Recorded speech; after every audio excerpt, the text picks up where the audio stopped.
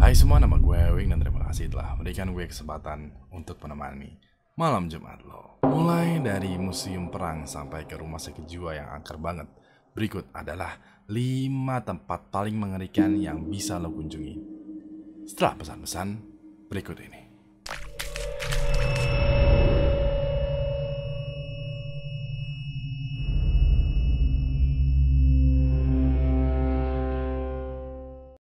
Mencari tempat angker itu gampang-gampang susah karena gampangnya adalah setiap kota itu memiliki tempat angker. Susahnya adalah izin untuk masuknya itu kadang suka ribet dan urban legend yang ada di tempat angker itu kadang belum jelas. Kali ini gue udah mencari beberapa tempat yang sekiranya itu memiliki tragedi dan juga izin yang gampang untuk dieksplor. Cuman tempatnya itu nggak ada di Indonesia karena untuk tempat-tempat angker yang ada di Indonesia itu pernah gue bahas di beberapa episode di malam Jumat. Bisa kalian cek di deskripsi. So, kalau udah siap, langsung aja cek cuplikannya berikut ini.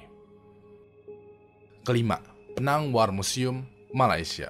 Gue mulai dari tetangga kita dulu nih. By the way, di Instagram terus juga di komen di YouTube ini banyak banget Ewing Squad yang ada di Malaysia atau juga Ewing Squad yang berkebangsaan Malaysia.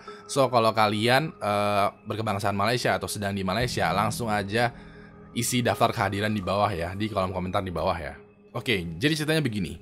Jadi di Malaysia itu terdapat sebuah pulau bernama Pulau Pinang yang ada di pinggiran kota Malaysia. Negara Malaysia. Pulau itu bernama Pulau Pinang dan di Pulau Pinang itu terdapat sebuah benteng yang digunakan tentara Malaysia dan tentara Inggris untuk berperang melawan penjajahan tentara Jepang pada sekitaran Perang Dunia Kedua kalau nggak salah. Pada 8 Desember 1941, tentara gabungan yang ada di benteng ini itu mendapatkan informasi bahwa tentara Jepang itu bakalan menyerbu. Otomatis si jenderal itu memerintahkan pasukannya untuk menjaga di sekitaran benteng dan menjaganya itu menghadap ke arah pantai karena si jenderal ini berasumsi tentara Jepang itu akan datang dari laut. Sayangnya tentara Jepang itu datang dari udara, melakukan serangan udara dan akhirnya tidak ada persiapan dan singkat cerita tentara Jepang berhasil menduduki benteng Pinang ini. Nah, dari sini nih berbagai macam tragedi dan juga kesialan terjadi kepada tentara Inggris dan juga tentara Malaysia. Tentara Jepang mengubah benteng ini itu menjadi semacam rumah begal bagi tentara Malaysia dan tentara Inggris. Jadi setiap harinya itu akan ada orang yang disiksa, yang dibunuh, yang dipenggal, pokoknya dihabisin setiap hari sama tentara Jepang. Ketika Perang Dunia selesai, tempat ini tuh menjadi terbuang karena para tentara Jepang sudah pada pulang, tentara Malaysia dan tentara Inggris sudah meninggal, dan warga lokal pun menjadi trauma, mempunyai kenangan buruk terhadap tempat ini dan akhirnya tempatnya tuh menjadi terbuang. Cuman entah ide siapa, gue nggak tahu, entah ide pemerintah atau ide pihak lain, benteng Pinang ini tuh akhirnya diubah menjadi semacam museum perang dan diisi dengan dekorasi-dekorasi yang mengerikan. Jadi kalau lo kesana lo bakalan ngelihat semacam pocong, semacam boneka manekin yang digantung, semacam juga boneka-boneka tentara Jepang, tentara Inggris dan tentara Malaysia gitulah didandanin sedemikian rupa jadi kayak serem banget. Gak cuma itu aja yang menjadi seram. Jadi warga lokal yang akhirnya udah mulai sembuh dari trauma peperangan itu sering melihat tentara Jepang, tentara Inggris atau tentara Malaysia itu berlalu larang di sekitaran benteng Penang ini. Banyak banget kisah-kisah mengerikan yang ada di benteng Penang ini. Bahkan kalau lo kesana, kalau lo ke Malaysia gitu, naik Uber atau naik taksi gitu, mungkin lo bakal ditawarin mau wisata horor nggak gitu, karena kita punya benteng yang berhantu loh gitu. Beneran ceritanya begitu. Gue nggak tahu apakah tempatnya itu berhantu atau enggak, cuman bisa nih Ewing HD uji nyali di benteng itu karena by the way itu adalah tempat wisata. Keempat, Island of the Doll, Meksiko.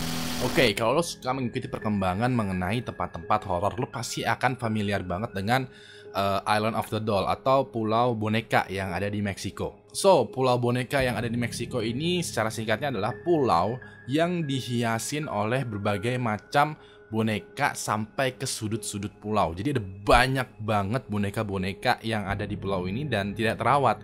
Alhasil bonekanya tuh kelihatan jadi creepy. Jadi awal mulanya nih terdapat seorang pria bernama Barrera. Nah, dia itu adalah bisa dibilang penjaga dari pulau kecil itu. Pada satu hari dia menemukan seorang anak kecil tenggelam di suatu perairan yang ada di pulau itu, dan di di sebelahnya itu terdapat boneka. Barrera langsung mengubur si mayat anak kecil ini dan menggantung boneka yang bersama anak kecil ini di pohon sebagai bentuk sebagai bentuk penghormatan, sebagai bentuk bela sungkawa. Setelah itu dia pergi ke gubuknya dan ya udah hidup seperti hari-hari biasanya. Cuman terkadang dia sering mendengar tiap malam nih, dia sering mendengar suara tangisan dan juga suara ketawa dari anak kecil. Dia berpikiran bahwa mungkin ini adalah suara arwah dari anak kecil yang meninggal kemarin gitu. Makanya dia setiap kali ngelihat boneka, dia itu menggantungkan bonekanya di sekitaran kuburan si cewek tersebut dengan harapan si cewek anak kecilnya ini itu bisa tenang di sana. Barrera selama 10 tahun itu mendengar suara tangisan anak kecil, sehingga ya udah pulaunya ini tuh penuh dengan boneka dan bonekanya ini tidak terawat dan akhirnya menjadi creepy. Lalu sekitar pada tahun berapa gue lupa tuh, pokoknya sekitar tahun 2000-an Barrera ditemukan meninggal, tenggelam juga persis di tempat si anak kecil yang pernah dia temukan itu meninggal. Sekarang pulaunya itu menjadi pulau yang tidak berpenghuni dan dihiasi dengan berbagai macam boneka-boneka creepy. Bisa dibilang ini adalah tempat wisata yang cukup angker karena banyak banget turis-turis yang pengen uji nyali, yang pengen ekspedisi malam, pengen nyari-nyari penampakan itu datang ke sini. Dan salah satu kasus yang paling creepy yang tertangkap kamera adalah ketika ghost hunter datang ke tempat ini dan tahu-tahu boneka yang ada di pulau ini tuh salah satunya tuh ketawa, tapi nggak ada baterainya. We don't blind the camera. Ready? Ready? No, I'm not ready for this. Oh! Whoa! Bro! Come here! Oh my god. Oh my god. One of them's laughing. Oh my god. Oh my god, bro! Holy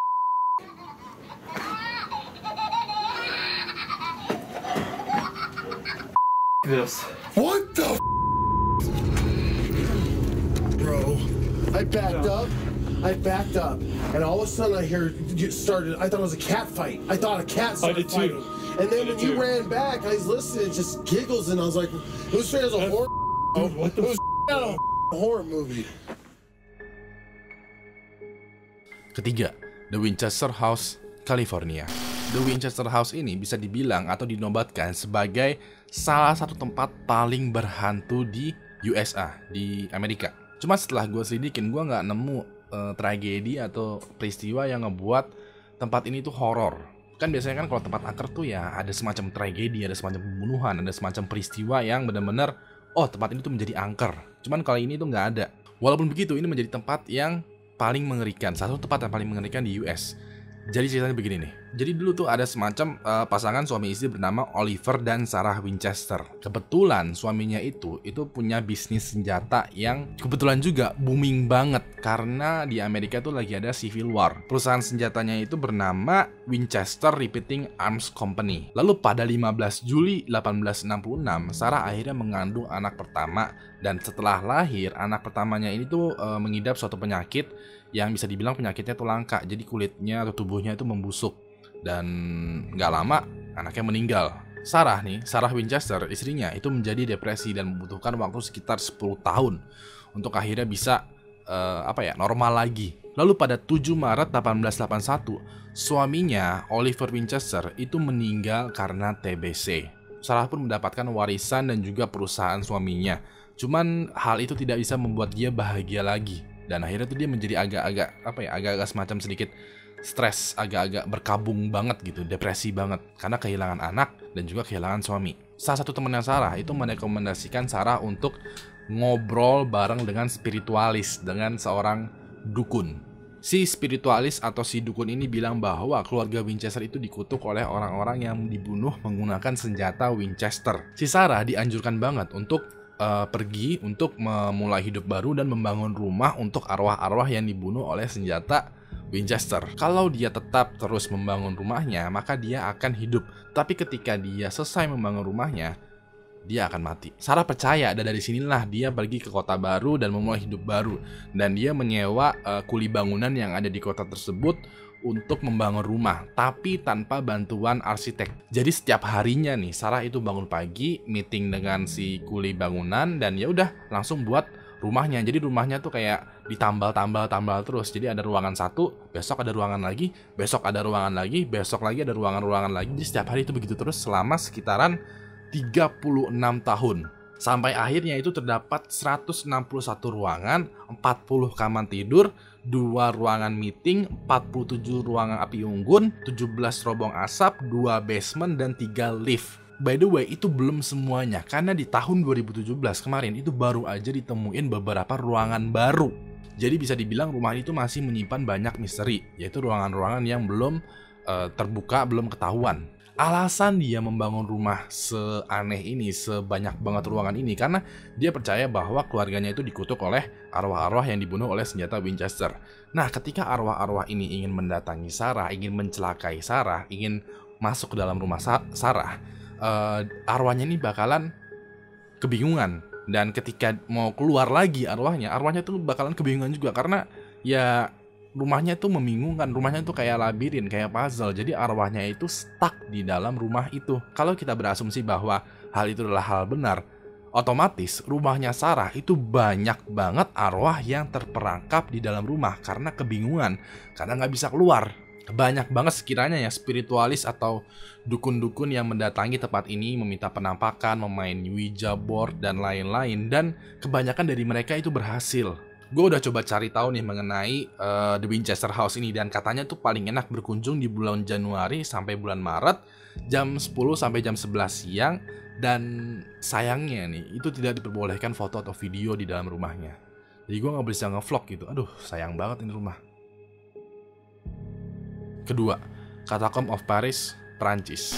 Catacomb of Paris bisa dibilang adalah komplek kuburan yang ada di bawah tanah kota Paris. Cuman kuburan itu bukan kata yang paling tepat ya. Kata yang paling tepat adalah ossuary. Ossuary itu dalam bahasa Indonesianya itu kayaknya sangat tidak familiar. Jadi begini, ossuary itu adalah semacam tempat, semacam kotak atau semacam lemari atau semacam apa ya, bangunan yang gunanya adalah menyimpan tulang belulang dari jasad yang sudah dikubur. Jadi ini biasanya jasad itu kan ada daging, ada semuanya gitu. Nah, kalau udah jadi tulang belulang, itu biasanya disimpan di dalam satu tempat yang lebih kecil lagi. Nah, tempatnya itu bernama ossuary. Catacomb of Paris itu bisa dibilang adalah tempat ossuary yang sangat banyak sekali yang ada di bawah kota Paris. Oke, jadi ceritanya begini nih. Jadi pada sekitaran abad ke-18, tingkat kematian di kota Paris itu sangat tinggi. Bahkan komplek kuburan terbesar di Paris aja yang bernama Les Innocents itu mulai kepenuhan. Mayat-mayat yang baru aja meninggal itu digeletakkan begitu saja,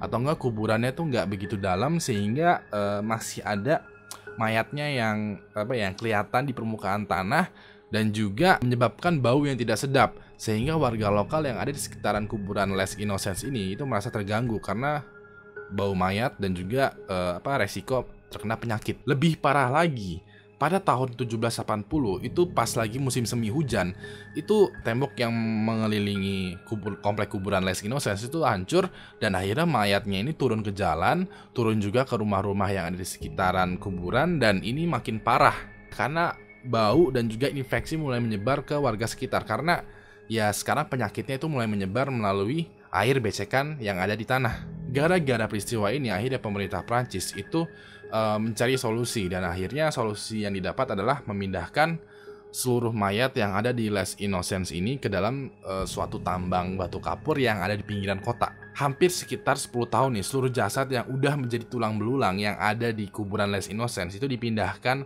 ke dalam tambang batu kapur yang ada di pinggir kota. Dan totalnya terdapat 6 juta jasad yang masuk nih, yang pindah ke tambang tersebut. Sampai akhirnya pada tahun 1860 proyek pemindahan kuburan ini tuh akhirnya rampung, dan pemerintah membuka tambang ini yang tadinya tambang menjadi semacam ossuary itu dibuka untuk umum. Seperti yang lo lihat, dekorasi dari Catacomb of Paris ini tuh terbuat dari tulang-tulang manusia. Dan terkadang tulang-tulang manusia ini suka hilang karena diambilin sama turis-turis yang masuk ke dalam Catacomb of Paris ini.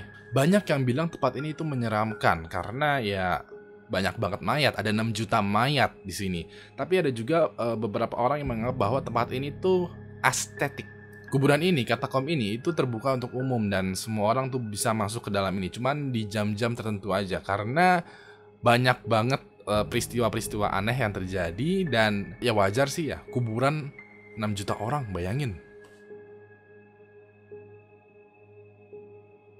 Pertama, New Sham Park Asylum, Inggris. Udah sering banget ya gue ceritain bahwa dalam psikologi itu ada semacam sejarah-sejarah gelapnya, sejarah-sejarah mengerikannya. Apalagi ketika pas awal-awal psikologi itu baru berkembang. Jadi ada banyak banget eksperimen atau percobaan yang dilakukan kepada manusia yang ujung-ujungnya adalah malpraktek. Kali ini ada rumah sakit jiwa yang bernama New Sham Park yang ada di Inggris dan pada tahun 1800-an bangunan ini itu berfungsi sebagai panti asuhan karena pada saat Perang Dunia Pertama itu banyak banget anak yatim piatu yang terbengkalai. Cuman panti asuhannya itu sedikit, sedangkan anak yatim piatunya itu semakin banyak. Dan akhirnya panti asuhan ini tuh menjadi overcrowded, menjadi padat dan beberapa anak ditemukan meninggal cuman disembunyikan oleh pihak si panti asuhannya. Lalu pada tahun 1940-an, anak yatim piatu yang ada di New Sham Park ini itu dipindahkan ke tempat yang lebih layak lagi. Dan pas Perang Dunia itu udah berakhir, anak-anak yang tadinya di tempat yang lebih layak mau dipindahkan lagi ke New Sham Park ini. Cuman banyak pihak yang menolak karena mulai ketahuan nih kasus-kasus mengenai anak yatim piatu yang meninggal akibat ditampung di panti asuhan ini. Sampai akhirnya pada tahun 1950-an, New Sham Park ini yang tadinya panti asuhan itu diubah menjadi rumah sakit jiwa. Cuman banyak banget kasus malpraktek yang terjadi sampai akhirnya pada tahun 1997 rumah sakit jiwa ini benar-benar ditutup dan benar-benar terbuang. Sejak mulai terbuang ini banyak banget deh peristiwa-peristiwa aneh yang terjadi di sekitaran New Sham Park. Beberapa security atau beberapa orang yang lewat di New Sham Park ini itu sering banget mendengar suara teriakan atau suara ketawa dari arah New Sham Park. Terus juga security sering melihat ada anak kecil yang berlari dari koridor ke koridor dan juga sering muncul penampakan bayangan hitam yang sedang ngintip-ngintip gitu di ruangan yang seharusnya nggak ada bayangan. Cuman warga lokal tuh pinter banget nih. Mereka bukannya takut dengan New Sham Park ini, tapi malah menjadikan New Sham Park ini semacam ladang usaha tempat wisata angker yang ada di Inggris. Cuman ada nih satu peristiwa yang menarik. Jadi nih pas selesai uji nyali, pas selesai eksplorasi di New Sham Park ini, ya biasalah para turis itu kan ya foto-foto bareng bersama gitu. Setelah semua udah foto bareng ya, si tour guide itu langsung ngeliat, oh bagus nih hasilnya, langsung deh diupload ke Facebooknya si tour guide-nya itu. Dan ya udah orang yang ngeliat tinggal ngetek-ngetek aja, si turis tuh tinggal ngetek-ngetek aja. Cuman pas lagi ngetek-ngetek itu, pas lagi ngeliat, oh ini foto gua, oh ini foto gua, oh ini fotonya siapa ya? Wah anjir, ini kok kayaknya nggak ada di ikutan ekspor ya. Nah dari situ deh ketahuan bahwa ada satu makhluk gitu yang muncul di foto yang sekiranya nggak ikut tour, cuman wajahnya itu, rupanya itu sangat-sangat mengerikan. Jadi bisa lo lihat nih sekarang, jadi ini ada orang yang ikutan foto juga di dalam, cuman wajahnya itu, rupanya itu bener-bener nggak enak. Dan ketika pas dilihat sama tour guide-nya itu bener, oh ya kayak 1, 2, 3, 4, 5, 6 bla bla bla, oh ya ada sekitar orang, kok di sini kok 1, 2, 3 lebih 1 gitu ya. Jadi bingung juga si tour guide-nya. Wow, menurut gue ini penampakan yang cukup menarik dan tempatnya pun juga kayaknya seru nih untuk dieksplor karena sejarahnya ada dan bukti penampakannya pun juga udah ada. Terima kasih telah memberikan gue kesempatan untuk menemani malam Jumat lo. So tadi adalah beberapa tempat-tempat yang mengerikan yang bisa lo kunjungin, cuman gak di Indonesia ya. Kalau yang Indonesia itu ada lagi videonya, pembahasannya, linknya di deskripsi. And by the way, sorry banget gue gak uploadnya pas malam Jumat kemarin karena ya gue lagi gak enak badan, suara gue lagi abis. Dan by the way ini sekarang udah episode ke 99 nih ya. Di episode 100 besok itu gue akan menceritakan kembali berbagai macam foto-foto penampakan yang Airwing Squad kirimkan melalui Instagram gua. Nah, bagi kalian nih yang sekiranya punya foto penampakan, itu langsung aja kirim cerita dan juga fotonya ke Instagram gua di @airwing_hd. Bagi kalian yang udah ngirim tapi nggak ada respon dari gua, itu bisa jadi karena ada beberapa hal nih. Bisa jadi fotonya itu terlalu fake atau kayak hantunya tuh hantu tempelan dari Google gitu. Terus lo mau mencoba mengelabui gua, atau ceritanya juga masih nggak detail, kayak cuma cerita bang gua ada penampakan nih, udah gitu doang ceritanya. Ya nggak ada ceritanya ya gue nggak mau. Terus yang ketiga juga ya mungkin kelewatan gara-gara banyak banget yang masukin ke Instagram gue. Jadi bagi kalian yang udah ngirim tapi belum dapat respon dari gue, ya udah coba deh kalian up atau enggak kalian kirim lagi. Karena ya bisa jadi gue kelewatan ya. I mean Ewing HD verified man, banyak banget DM yang ngirim. Kasih gue jempol ke atas kalau menyukai video ini, kasih gue jempol ke bawah kalau emang video ini memuaskan. Jangan lupa like, tweet, share, dan subscribe channel Ewing HD dan juga follow berbagai macam sosial media gue. Karena setiap minggunya sebisa mungkin di malam Jumat ya, sebisa mungkin gue bakalan mengupload berbagai macam video video-video seram seperti tadi nih. Aduh, suara gue udah mulai habis. Pokoknya jangan lupa subscribe dan juga nyalakan notifikasinya. Terakhir, nama gue Ewing dan sampai jumpa lagi di malam Jumat selanjutnya. Good day.